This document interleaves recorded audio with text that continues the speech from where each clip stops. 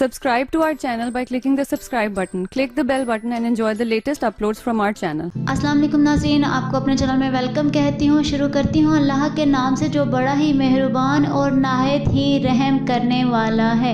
अस्सलातु वस्सलामु अलैका या रसूल अल्लाह व अला आलिका व सहाबिका या हबीब अल्लाह। नाज़रीन, आज की इस वीडियो में मैं आपको बताऊंगी कि हज़रत हज़कील अलैहिस्सलाम की कौम का एक वाक़या जिसमें 70,000 मुर्दे ज़िंदा हो गए थे। वीडियो का आगाज़ करती हूँ। ये हज़रत हज़कील अलैहिस्सलाम की कौम का एक बड़ा ही इबरत खेज़ और इंतहाई नसीहत आमेज़ वाक़या है, जिसको खुदावंद क़ुद्दूस ने कुरान मजीद की सूरह बकरा में बयान फरमाया है। सबसे पहले नाज़रीन, आपको ये मैं बता देती हूँ कि हज़रत हज़कील अलैहिस्सलाम कौन थे। हज़रत हज़कील अलैहिस्सलाम हज़रत मूसा अलैहिस्सलाम के तीसरे खलीफा हैं, जो मनसबे नबूवत पर सरफराज किए गए। हज़रत मूसा अलैहिस्सलाम की वफ़ात अक़दस के बाद आपके खलीफा अव्वल हज़रत यूशे बिन नून अलैहिस्सलाम हुए, जिनको अल्लाह ने नबूवत अता फरमाई। इनके बाद हज़रत कालेब बिन यूहन्ना अलैहिस्सलाम हज़रत मूसा अलैहिस्सलाम की खिलाफत से सरफराज होकर मर्तबा नबूवत पर फायज हुए। फिर इनके बाद हज़रत हज़कील अलैहिस्सलाम हज़रत मूसा अलैहिस्सलाम के जानशीन और नबी हुए। हज़रत हज़कील अलैहिस्सलाम का लक़ब इब्ने अजूज़ यानी बुढ़िया के बेटे हैं और आप ज़ुल्क़फ़ भी कहलाते हैं। इब्ने अजूज़ कहलाने की वजह यह है कि इस वक्त पैदा हुए थे जबकि इनकी वालिदा माजिदा बहुत बूढ़ी हो चुकी थी। और आपका लक़ब ज़ुल्क़फ़ इसलिए हुआ कि आपने अपनी कफ़ालत में लेकर 70 अंबिया इकराम को कत्ल से बचा लिया था, जिनके कत्ल पर यहूदी कौम आमादा हो गई थी। फिर ये खुद भी खुदा के फजलो करम से यहूदियों की तलवार से बच गए और बरसों जिंदा रहकर अपनी कौम को अदायत फरमाते रहे।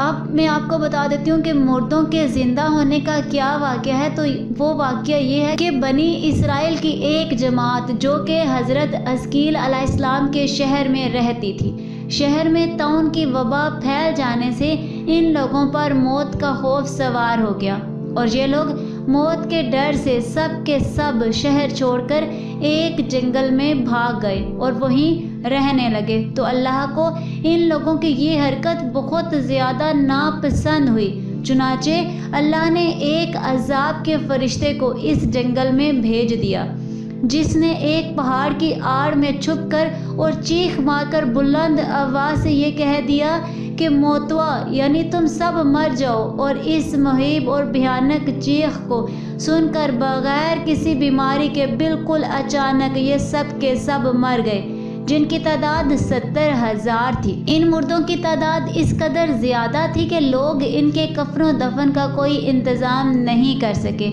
और इन मुर्दों की लाशें खुले मैदान में बेगौरो कफन 8 दिन तक पड़ी सड़ने लगी और बेइंतहा ताफून और बदबू से पूरे जंगल बल्कि उसके इतराफ में बदबू पैदा हो गई। कुछ लोगों ने इनकी लाशों पर रहम खाकर चारों तरफ से दीवार उठा दी ताकि ये लाशें दरिंदों से महफूज रहें। कुछ दिनों के बाद हज़रत हज़कील अलैहिस्सलाम का इस जंगल में इन लाशों के पास से गुजर हुआ तो अपनी कौम के 70,000 इंसानों को इस मौत नागहानी और बेगौरो कफन लाशों की फरावानी देखकर रंज और गम से इनका दिल भर आया।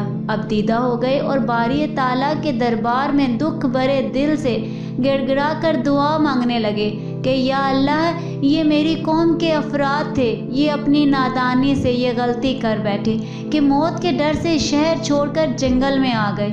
ये सब मेरे शहर के बाशिंदे हैं और इन लोगों से मुझे उन्स था। ये लोग मेरे दुख सुख के शरीक थे। अफसोस कि मेरी कौम हलाक हो गई और मैं बिल्कुल अकेला रह गया। है मेरे रब, ये वो कौम थी जो तेरी हम्द करती थी और तेरी तौहीद का ऐलान करती थी और तेरी किबरियाई का खुतबा पढ़ती थी। आप बड़े सोज़े दिल के साथ दुआ में मशगूल थे कि अचानक आप पर यह वही उतर पड़ी कि है हज़कील अलैहिस्सलाम, आप इन बिखरी हुई हड्डियों से फरमा दीजिए कि है हड्डियों, बेशक अल्लाह तुमको हुक्म फरमाता है कि तुम इकट्ठा हो जाओ। یہ سن کر بکھری ہوئی ہڈیوں میں حرکت پیدا ہوئی اور ہر آدمی کی ہڈیاں جمع ہو کر ہڈیوں کے ڈانچے بن گئے۔ پھر یہ وحی آئی کہ ہے حزقیل علیہ السلام، آپ فرما دیجئے کہ ہے ہڈیوں، تم کو اللہ کا یہ حکم ہے کہ تم گوشت پہن لو۔ یہ کلام سنتے ہی فوراً ہڈیوں کے ڈانچوں پر گوشت پوست چڑھ گئے۔ پھر تیسری بار یہ وحی نازل ہوئی، ہے حزقیل، اب یہ کہہ دو کہ ہے مردوں، خدا کے حکم سے تم سب اٹھ کر کھڑے ہو جاؤ۔ چنانچہ آپ نے یہ فرما دیا تو آپ کی زبان سے یہ جملہ نکلتے ہی 70,000 لاشیں دم زدن میں ناگہاں یہ پڑھتے ہوئے کھڑی ہو گئی کہ سبحانک اللہم و بحمدک لا الہ الا انت۔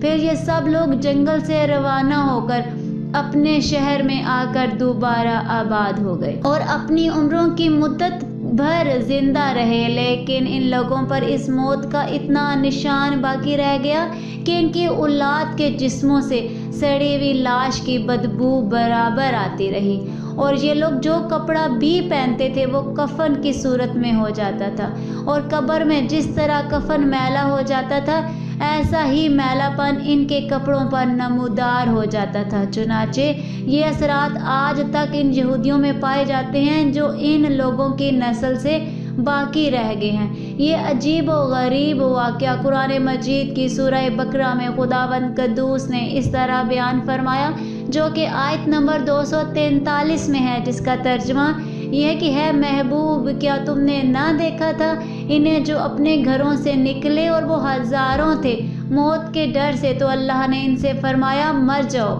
پھر انہیں زندہ فرما دیا۔ بے شک اللہ لوگوں پر فضل کرنے والا ہے، مگر اکثر لوگ ناشکر ہیں۔ ناظرین، اس سے ہمیں یہ ہدایت ملتی ہے کہ آدمی موت کے ڈر سے بھاگ کر اپنی جان نہیں بچا سکتا، لہٰذا موت سے بھاگنا بالکل ہی بیکار ہے۔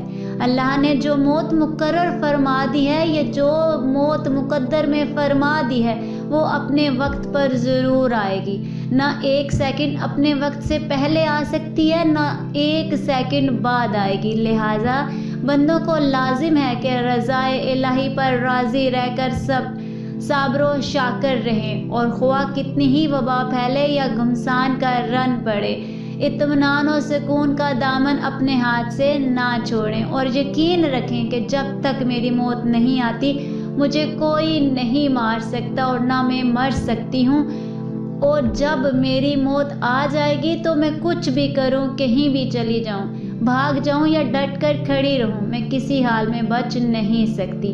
اس آیت میں خاص طور پر مجاہدین کو ہدایت کی گئی ہے کہ جہاد سے گریز کرنا یا میدان جنگ چھوڑ کر بھاگ جانا ہرگز موت کو دفع نہیں کر سکتا، لہٰذا مجاہدین کو میدان جنگ میں دل مضبوط کر کے ڈٹے رہنا چاہیے، اور یہ یقین رکھنا چاہیے کہ میں موت کے وقت سے پہلے نہیں مر سکتا، نہ کوئی مجھے مار سکتا ہے۔ یہ عقیدہ رکھنے والا اس قدر بہادر اور شیر دل ہو جاتا ہے کہ خوف اور بزدلی کبھی اس کے قریب نہیں آتی، اور اس کے پائے استقلال میں کبھی بال برابر بھی لغزش نہیں آ سکتی۔ اسلام کا بخشا ہوا یہی وہ مقدس عقیدہ ہے جس کی بدولت مجاہدین اسلام ہزاروں کفار کے مقابلے میں تنہا پہاڑ کی طرح جم کر جنگ کرتے ہیں، اور یہاں تک کہ فتح مبین ان کے قدموں کا بوسہ لیتی تھی، اور ہر جنگ میں مظفر اور منصور ہو کر اجر عظیم اور مال غنیمت کی دولت سے مالا مال ہو کر اپنے گھروں میں